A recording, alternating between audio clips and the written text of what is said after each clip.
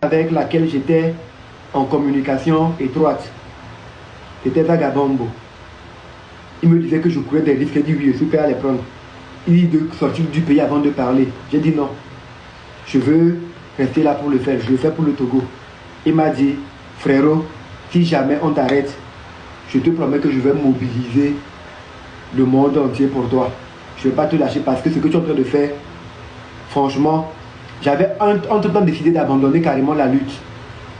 Mais c'est voir la fougue que tu as, l'énergie que tu mets, ça me motive à pouvoir continuer. Donc si jamais on t'arrête, je te promets que je ne vais pas t'abandonner.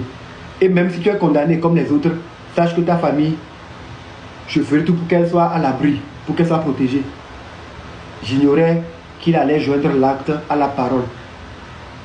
Il y a un fait important que je veux vous rappeler.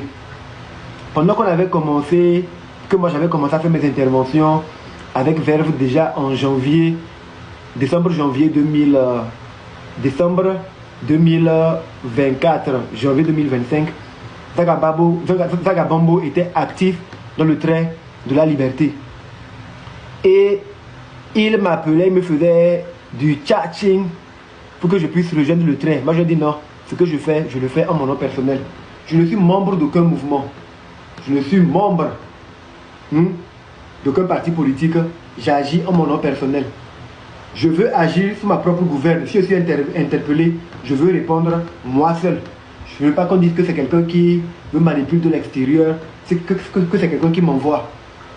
Et puis, entre-temps, il me dit, ah, il y a le grand frère Marc Nda qui voit ce que tu fais, il voit que tu es un peu vrai et que tu es en train d'agir dans la bonne marche de la lutte. Il aimerait te soutenir.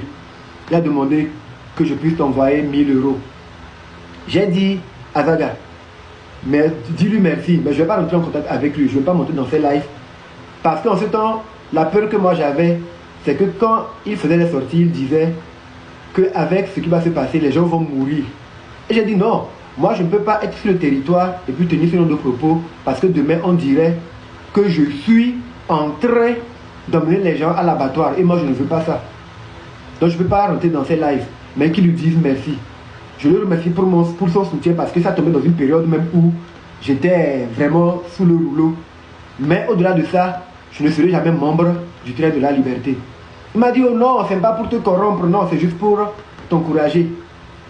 Et c'est au nom de ce geste que jusqu'au jour d'aujourd'hui, je témoigne du respect à M.